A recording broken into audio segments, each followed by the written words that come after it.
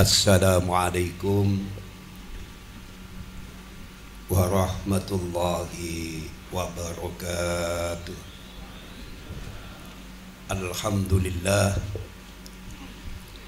alhamdulillah haqqa hamdih.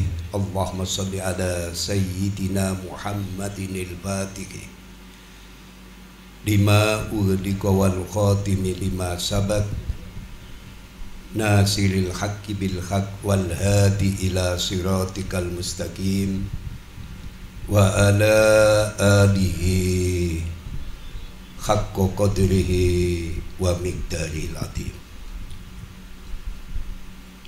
An amiril mu'minin Abi Hafsin Umar bin al-Khattab radhiyallahu anhu, sami'tu Rasulullah sallallahu alaihi wasallam yaqul innamal a'malu binniyat wa innama likulli imri'in ma nawa. Faman kanat hijratu ila Allah wa rasulih fa hijratu ila Allah wa rasulih. Wa man kanat hijratu lidunya yusibuha aw imra'atin yankihuha fa hijratu ila ma hajara ilaih. Muttafaqun alaih. Ashabal fadilah, para kiai, para sepuh, bini sepuh, wabil khusus dumateng panjenenganipun Al Walid Romo Kiai Haji Anwar Mansur. Mudah-mudahan senantiasa sehat dan berkah selalu. Dumateng punya tim ingkang sangat kula mulyakaken saha kawula hormati. Niki sing ngundang kula catetane salah tanggal.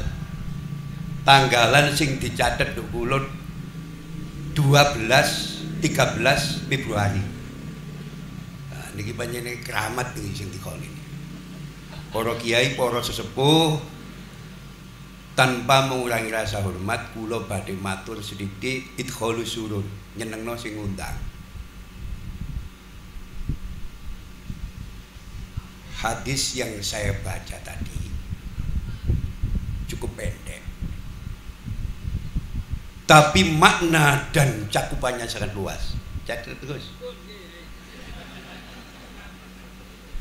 Sesungguhnya amal perbuatan itu tergantung pada niat, dan setiap orang hanya mendapatkan apa yang ia niatkan.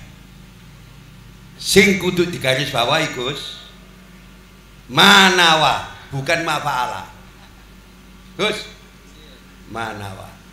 Dan setiap orang hanya mendapatkan apa yang ia niatkan. Stop. Pandai-pandailah menata niat.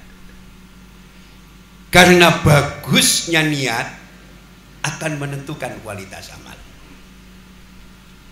Bahasa pojok kampunge, nek niate jejeg, insyaallah amale jejeg.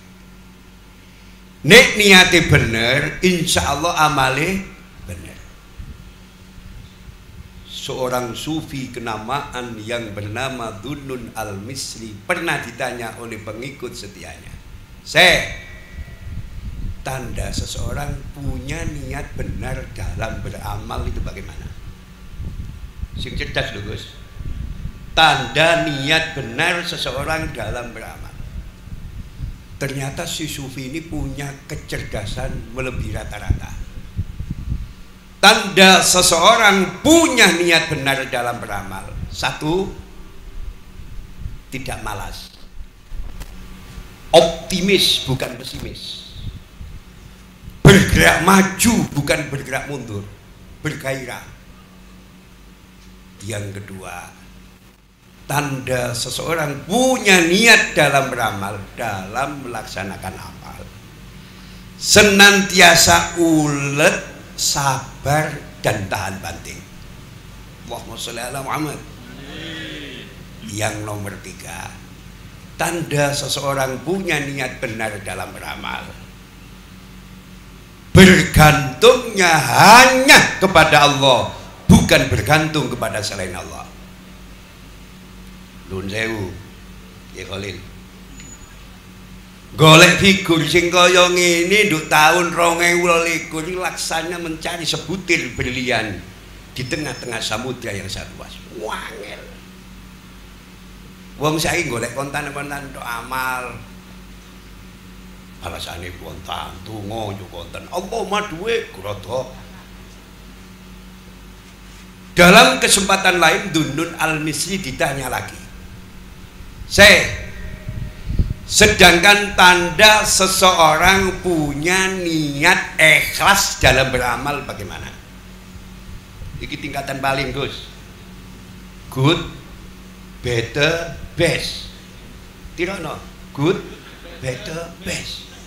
Tingkatan paling. Tanda seseorang punya niat ikhlas dalam beramal. 1. Pujian dan celaan manusia baginya sama saja. Dijokno wong mbek dilon wong padha. Niku wangel. Luwih-luwih kelas kiai. Apa maneh kiai sing undangane akeh ini. Wangel. Jadi pujian dan celaan manusia baginya sama saja. Yang kedua, tanda seseorang punya niat ikhlas dalam beramal. Yang dipandang adalah wajah keridhaan Allah, bukan pujian dan sanjungan sesama manusia. Allahumma sholli ala Muhammad. Bahasa pojok kampunge, nek nglakoni amal bener-bener lillahi ta'ala. Sing nomor 3 tingkatane dhuwur maneh. Tanda seseorang punya niat ikhlas dalam beramal, dalam melaksanakan amal. Pahalanya ingin bertemu di akhirat nanti. Istilah sekarangnya, tidak ada kepentingan sesaat. Tidak ada pernik-pernik pencitraan. Lakoni amal kepingin hasilnya ketemu di akhirat. Seluruh yang hadir saya doakan santri-santri yang cerdas di dalam menata niat. Yakinlah bahwa bagusnya niat akan menentukan kualitas amal. Banyak amal biasa menjadi bermakna karena dibungkus dengan niat yang tulus dan benar. Banyak kewajiban menjadi sia-sia karena tidak dibarengi dengan niat yang tulus dan benar. Understand? Nah, niki kula badhe ngaji rada dhuwur titik sing nggawa buku catatan sampean siapno.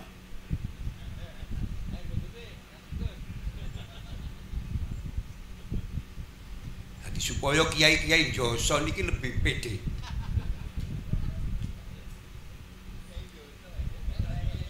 Urgensi sanad keilmuan. Tulis, urgensi sanad keilmuan. Pentingnya sanad keilmuan. 1 minggu yang lalu kula diwawancarai 2 wartawan senior, sahabat saya dari Tempo. Budak ndase bukan mikir, bukan utang karo. Takon jane betul jawab pertanyaan lama itu cuma Gus, mengapa akhir-akhir ini banyak orang terpapar radikalisme dan intoleran? Goblok pula melering mereka. Saya jawab, ada 2 hal yang melatar belakangi orang menjadi radikal dan intoleran. Pertama, 1, mereka berguru pada orang yang sanad keilmuannya tidak jelas. Yang kedua, mereka belajar agama sepotong-potong, tidak utuh. Jadi belajar agama gak tahu buka bab toharo, langsung kita babul jihad. Hati ngamuk tok, kadang-kadang sih diamuk gak jelas. Lah Joso niki sanad keilmuane jelas. supaya ngaji kira temenan. Rata-rata ulama-ulama di Republik ini sanad keilmuannya bersumber dari dua kiai besar. Yang pertama dari beliau al-maghfurlah Kiai Haji Muhammad Khalil bin Abdul Latif Al-Bangkalani Madura. Yang kedua dari Mbah Soleh Darat Semarang. Saya mencatat. Dua kiai ini alumni Mekah. Satu angkatan, satu umur, satu generasi. Termasuk Joso. Jadi Mbah Romli ku sanad kailan munggah Mbah Hasyim Asy'ari. Munggah Syekhona Khalil bin Abdul Latif munggah Senawawi Al-Bantani. Munggah Syekh Hasan Masad Zaini Dahlan. Ulama-ulama Haramain yang top, ulama-ulama Hijaz yang top, rata-rata ilmunya diambil oleh ulama-ulama yang ada di Republik ini. Allahumma sholli ala Muhammad. Allahumma sholli ala Muhammad. Saya tertarik dengan tesisnya seorang tabi'in terkemuka yang bernama Ibnu Sirin. Inna hadal ilma dinun fanduru amman ta'khuduna dinakum. Sesungguhnya ilmu ini adalah ilmu agama. Maksudnya ilmu sanad ini ilmu agama. Maka lihatlah dari mana kamu mengambil agama kamu. Allahumma sholli ala Muhammad. Maka lihatlah dari mana kamu mengambil agamamu. Jadi Mbah Romli ngambile Mbah Hasyim, jelas. Sama Mbah Hasyim itu tahu gak saya boro tulung santri-santri kudu ireng. Golek ana turune Romli dalu. Sapa sing iso nemoni turune Romli dalu, tak kei hadiah jare Mas. Didengke mutolaah. Didengke ngliwet, didengke wiritan. Pancen nek bengi ku pancen digawe takarrub pada Allah. Kiai-kiai saniki masyaallah, bengi lan apa? Wah. WA. Wong kiai TikTokan. Mulai kula ceramah nggih pun nyinggung perasaan kiai-kiai, jujur mawon. Nek kiai biyen bapak kula cekelane tasbih. Kiai saiki cekelane HP, yo mandine seje. Kiai biyen iso bebesarian, kiai saiki iso hotel. Gus. Yo apa iso kramat nek iso hotel, Gus. Mulai BBM yang baru kula pesen. Cocok wingi kegiatan Dele Madura niku cocok niku. Supaya wong Madura balik dadi NU temenan. Dan orang-orang NU tahu bahwa sanad keilmuan Jam'iyah Nahdlatul Ulama bersumber dari Syekhona Khalil bin Abdul Latif Al-Bangkalani Madura. Kula ditakoni wong. Napa Gus adik sanad keilmuan kok ribet? Wis pokoke ngaji kok. Repot maca sembrol. Uwong iku nek sing diguroni sanad keilmuan jelas, ilmune barokah. Kula duwe temuan khusus. Saya punya teman satu angkatan dari profesor saiki. Jebolan Amerika, Pak. Profesor Doktor PhD. Top niki. Muridé 5 lho gendeng bareng. Ngeritik Imam Ghazali, nyalano Imam Syafi'i, nyalano Imam Bukhari. Muridé 5 gendeng. Kula di santri tamatan Tambak Beras. Dadi kiai gede. Bahkan kula belum lama ngaji teng Khole beliau Al-Arif Billah Al-Maghfurah Kiai Haji Khairon Husain. Salafiyah banget. Tak terang. Bahwa Ustadz Khairon Husain iki nek didelok umur mboten sepuh, 48 tahun kapundhut. Tapi beliau berguru pada sanad keilmuannya yang sangat cukup memadai. Di tahun 71, sampai catat Gus, beliau Kiai Khairun Husin itu berguru langsung kepada seorang ulama besar pada zamannya, Syekh Yasin bin Isa Al-Madani. Jadi 6 kitab hadis standar Bukhari, Muslim, Tirmidzi, Abi Dawud, Nasai langsung dibaca di hadapannya Syekh Yasin Al-Madani. Hasilnya jujur mawon, rata-rata murid ora Ustaz Khairun Husin dadi piantun-piantun sing nata. Serain ilmune cukup memadai, iso gelar agama di tengah-tengah masyarakat. Nah, niku kula kepanggih putrian Kiai Tim niki Kiai Afifuddin Tim Yakirom niki bunga kula. Iki salah satu pengurus PBNU sing iso ngaji, Gus.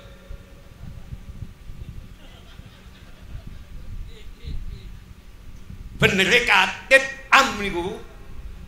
Katib Am benere niku benere. Jujur salam kula teng PBNU.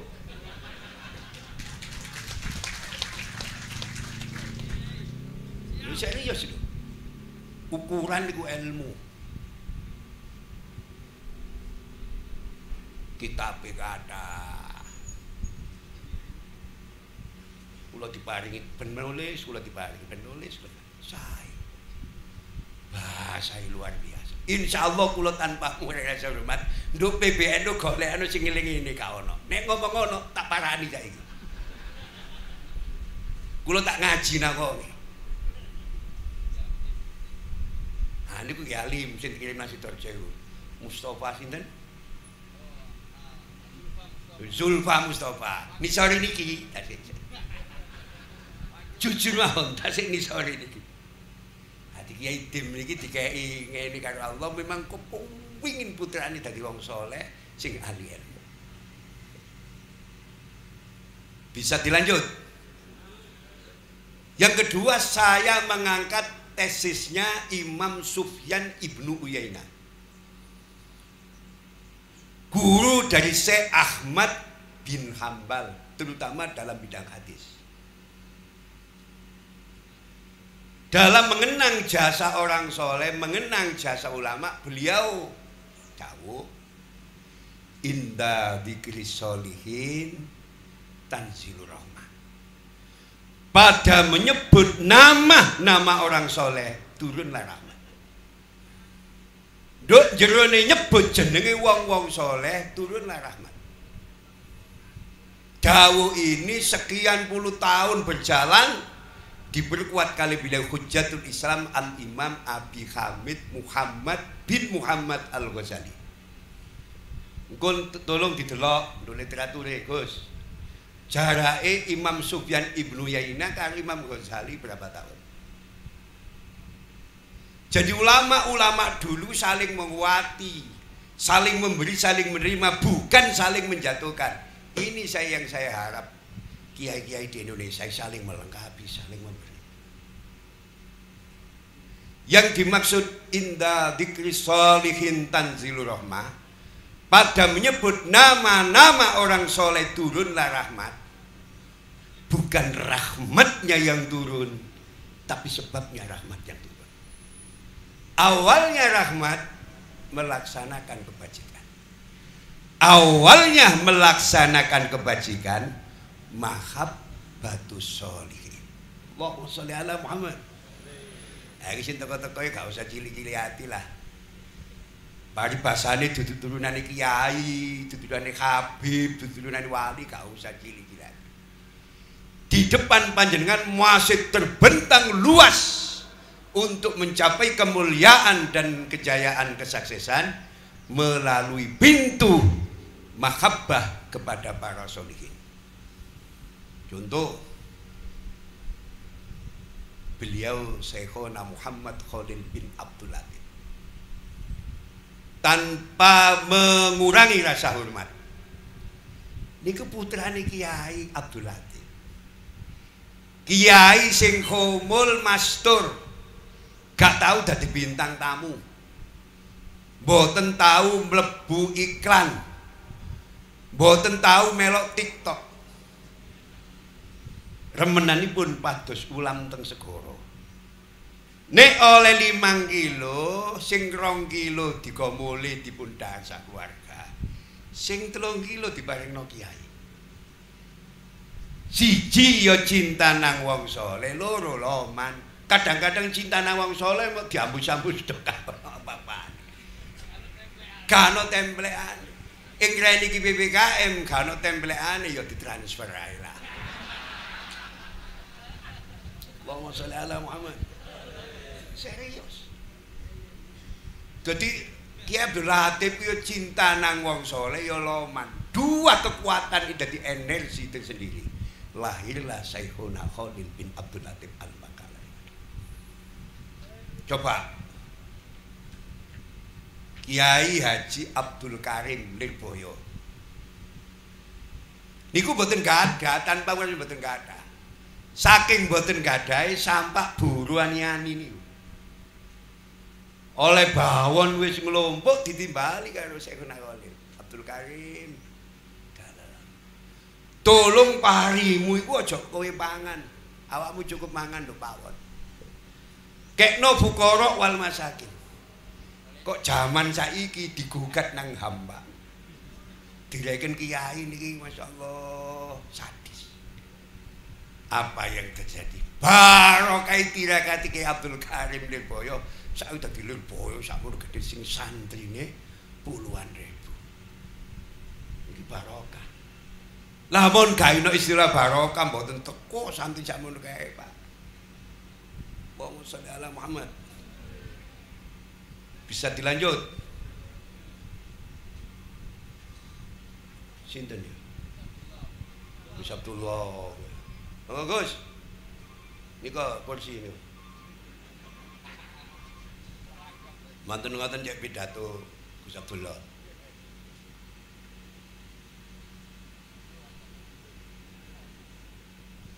Jadi sampean kudu percaya ana barokah. Dadi Lirboyo sakmono gedene memang muasisi Lirboyo berguru pada orang yang sanad keilmuannya bersambung dengan beliau Rasulullah sallallahu alaihi wasallam. Joso dadi sakmene gedene muasisi berguru pada orang yang sanad keilmuannya bersambung dengan Rasulullah sallallahu alaihi wasallam. Dibuktekno kula ngomong. Engko sampeyan cek yo.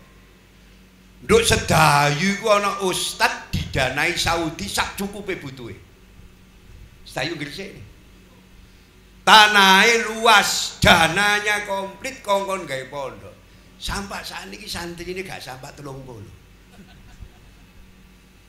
Diceluk langsung nang Riyadh, diceluk langsung nang Mekah. Duit mulai digawa tapi gak oleh gak iso berkembang pondok. Allahumma sholli ala Muhammad. Saya ingat 2 tokoh idola saya. Pertama, mungkin kalau Islam ini. Beliau Imam Suyuti radhiyallahu anhu. Beliau Imam Suyuti radhiyallahu anhu itu umurnya, wafatnya umur 45 tahun. Nah niki kula mboten tahu dawa-dawa nipun tuki. Winginane kula khol teng Abahi mboten pangkiai niki. Sing tuki kau ada. Ro nek sing pidato iku boi, Pak. Sak Surabaya nubrek khole Ki Abdul Ghani. Pun. Sampeyan salaman nggih. Nggih. Monggo. Nggih. Jadi Imam Suyuti kapundhut dalam usia 45 tahun. Begitu juga beliau Imam Syafi'i bin Idris radhiyallahu anhu. Beliau wafat pada usia 54 tahun. Balik mondok. Kedua ulama besar ini meninggalkan ratusan karya ilmiah. Imam Suyuti sampai segala fan, sampai kedokteran, biologi, sejarah, insyaallah tafsir, hadis, multidimensi. Yang sampai hari ini karya ilmiahnya dinikmati oleh umat Islam seluruh dunia. Saya pernah membaca disertasinya salah satu doktor Al-Azhar. Judulnya pendek, Al-Barokah. Ngupas tentang Imam Syafi'i dan Imam Suyuti. Intine disertasi umpama gak ono barokah, wong loro gak iso nyelesaikno karya ilmiah iki. Waktunya gak nutut. Gak usah ngarang, gak usah nganalisa, gak usah macam-macam. Nulis tok waktunya habis umurnya. Yang satu umur 45 tahun, yang satu umur 54 tahun. Waktu itu belum ada cetak offset. Belum ada teknologi komputer secanggih sekarang ditulis.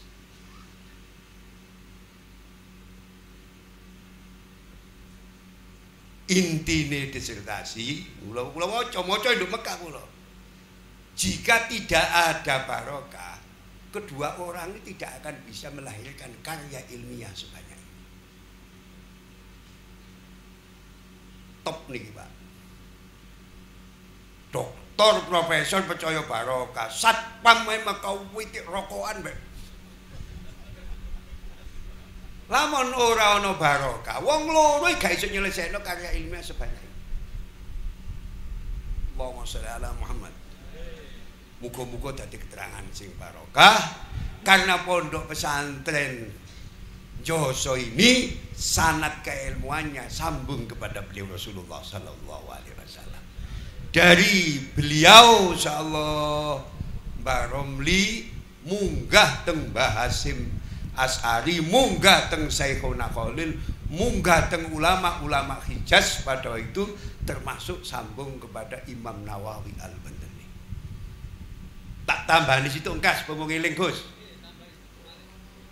Ada dua ulama Indonesia yang sampai hari ini belum tertandingi. Kedua ulama ini melakukan orasi ilmiah di Al-Azhar University. Pertama Kiai Haji Abdul Manan Termas. Termas iki pundi? Pacitan.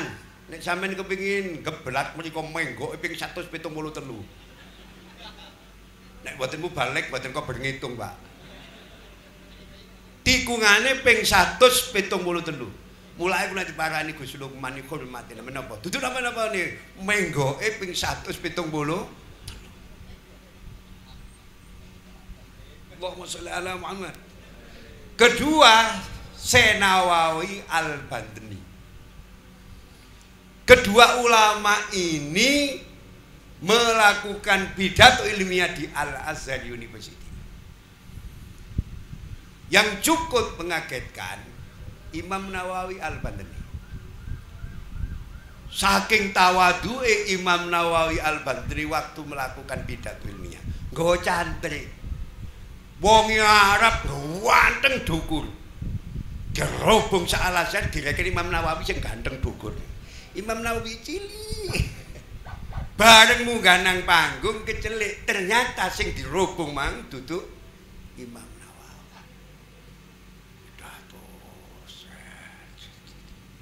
kaget alasan belum tahu ada orasi ilmiah sehebat itu. Jadi potongane wonge karo unine mboten imbang. Jadi umpama manu cilik tapi kung. Ini Kiai Sahal. Hadirin sekalian yang berbahagia. Masya Allah. ana wong-wonge gawat ditewani suara Allahu Akbar Allahu Akbar. Dadi masjid jamek Bangil iku tau njuk tulung kula golek khatib sing berbobot. Boten sing berkualitas. Kula golekno nemu kiai gawat. Sampai mimbare ku mboten mot. Suarane cilik. Allahu Akbar Allahu Akbar. Buyar salat Id kula dikomplain ya napa Gus. Sampeyan dipercaya wong kongkon golek khatib sing berbobot kok oleh ngono. Lho nek kan gak percaya timbangen. Timbangen. Karena bahasa itu menunjukkan makna. Kon kan golek sing berbobot. Bukan yang berkualitas kan ngoten to? Kula olehno. Wonge gawedhe suarane cilik. Muga-muga dadi keterangan sing barokah. Gus nggih. Pun ihdinas siratal mustaqim. Wassalamualaikum warahmatullahi wabarakatuh.